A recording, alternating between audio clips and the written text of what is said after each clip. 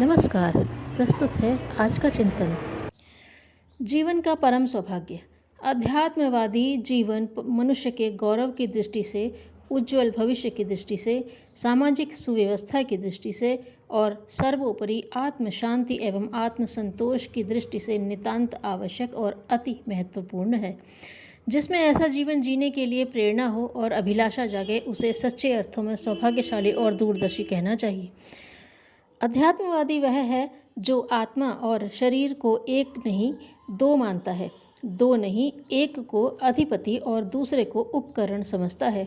यह अंतर जिसकी दृष्टि में स्पष्ट हो गया, वह काया की सुख सुविधा, इंद्रियों की लिप्सा और झूठी वाहवाही, शान शेखी को महत्व न देकर इस बात को महत्व देता है कि आत्मकल्याण और आत्म विकास जैसे महान प्रयोजन के लिए लाखों वर्षों बाद मिले इस अमूल्य मानव जीवन का श्रेष्ठतम सदुपयोग कैसे करें। इसी धुरी के इर्द गिर्द उसकी आकांक्षा, अभिलाषा, विचारणा घूमती है और इसी प्रयोजन के लिए उसकी क्रिया पद्धति और रीति नीति का निर्धारण होता है। इस लक्ष्य की पूर्ति के लिए यदि शारीरिक सुविधाओं, भौतिक संपदाओं में कुछ कमी आती है तो उसे रत्ती भर भी रंज नहीं होता, क्योंकि वह जानता है कि शरीर एक उपकरण मात्र है। इसकी सुविधाएं घटती हैं तो आत्मा के उत्कर्ष का द्वार खुलता है। इससे हानि कम और लाभ अधिक है। इस मान्यता से प्रेरित जीवन को अध्यात्मवादी अथवा जीवन देव जीवन कह सकते हैं। इसके विपरीत भौतिकवादी पशु जीवन वह है जिसमें सारी आकांक्षाएं शारीरिक सुविधा और पार्थिव उपलब्धियों के लिए लालायित और नियोजित रहती हैं। हमारे पास पैसा अधिक हो, ऐश आराम के साधन बढ़े, इंद्रिय भोगों की पूरी पूरी छूट हो, शौक मौज मनोरंजन के साधनों में कमी न रहे, लोग अपना रोब माने और वाहवाही की झड़ी लगा दें, बस इतनी भर लालसा जिनकी है, उनका सारा ध्यान, सारा श्रम, सारी क्षमता और सारी योग्यता इसी गोरख धंधे में समाप्त हो जाती है। वेश नहीं, विचार बदलें। आध्यात्मवादी दिव्य जीवन जीने के लिए किसी को कपड़े रंगने, घर छोड़ने, भीख मांगने या वेश बदलने की ज़रूरत नहीं है। न सारे दिन जप तप व्रत स्नान देव दर्शन कथा संकीर्तन में संलग्न रहने की ज़रूरत है।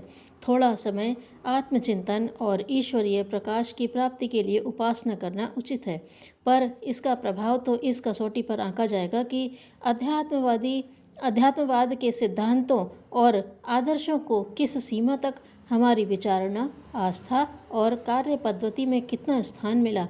शरीर और मन को सुख देने वाली तृष्णाओं से मन को मोड़कर उन्हें आत्मकल्याण के प्रयोजनों में किस सीमा तक लगाया जा सका। पहले 5 कदम। इस मार्ग पर चलने वाले को आरंभिक कदम नंबर 1 सादा जीवन, नंबर 2 उच्च विचार की संगति मिलाते हुए चलना पड़ता है। विलास और आडंबर की पूर्ति के लिए जो ढेरों समय और ढेरों पैसा लगाता रहता है, उसे बचाकर ही आदर्शवादी प्रयोजनों के लिए अपनी क्षमता का एक अंश लगाया जा सकना संभव हो सकता है। जो जितना खर्चीला और आडंबर पूर्ण जीवन क्रम चला रहा होगा, उसकी उतनी ही आवश्यकताएं, उलझनें, चिंताएं और व्यथाएं बढ़ेंगी। इसलिए दिव्यत्व का आरंभ मितव्ययता से किया जाता है।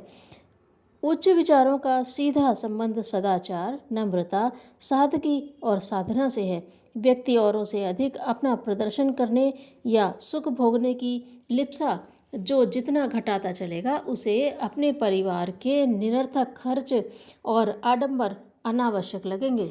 तब उसके लिए आत्मकल्याण और लोक कल्याण के लिए अधिक समय, मन और शक्ति लगा सकना संभव हो जाता है। यह परिवर्तन जहाँ भी दिखाई दे, वहाँ आध्यात्मिकता के प्रकाश की किरणें अवतरित होना आरंभ हो गई, यह माना जा सकता है। आध्यात्मिक जीवन के पहले 3 चरण नंबर 1 आत्मवत् सर्वभूतेषु, नंबर 2 परद्रव्येषु लोष्टवत्, नंबर 3 मातृवत् परदारेषु के रूप में उठते हैं। स्त्रियों के प्रति पवित्रता की उच्च भावनाएं रखना अध्यात्मवादी के लिए आवश्यक और स्वाभाविक है। नर और नारी दोनों की शारीरिक मानसिक बनावट में यत किंचित ही अंतर है। प्रजनन की आवश्यकता पड़ने पर काम क्रीड़ा की उपयोगिता हो सकती है, पर सामान्य समय में जिस प्रकार पुरुषों के प्रति, नारियों के प्रति काम विचार मन में नहीं लाते, उसी प्रकार नर और नारी भी परस्पर स्वाभाविक साधना बनी रह सकती है।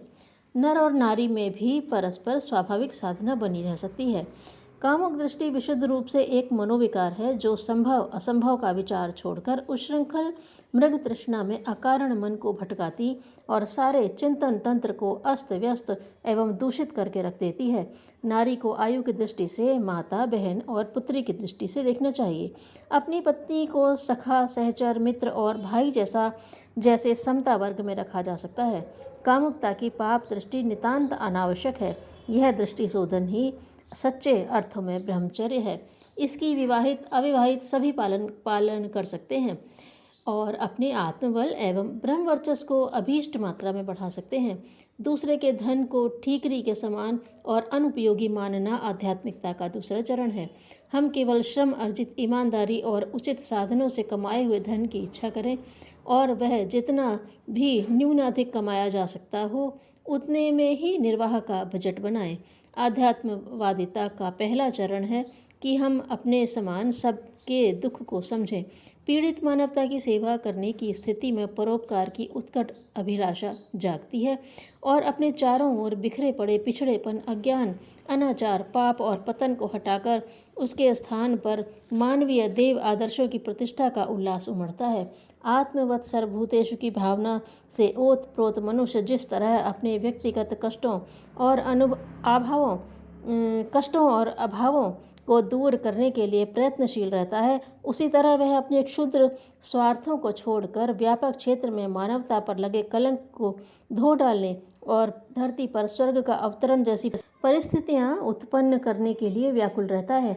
आत्मिक जीवन जीने वाले को उपरोक्त 5 कदम उठाने का जैसे ही साहस हुआ कि उसकी अगली मंजिल सहज ही दिखाई देने लगती है और आत्मा को परमात्मा के रूप में परिणत करने का प्रत्यक्ष आनंद इसी जीवन में मिलने लगता है। जो अवसर आने पर बहुत बड़बड़ाता है, समय आने पर पुरुषार्थ नहीं दिखाता। धन्यवाद।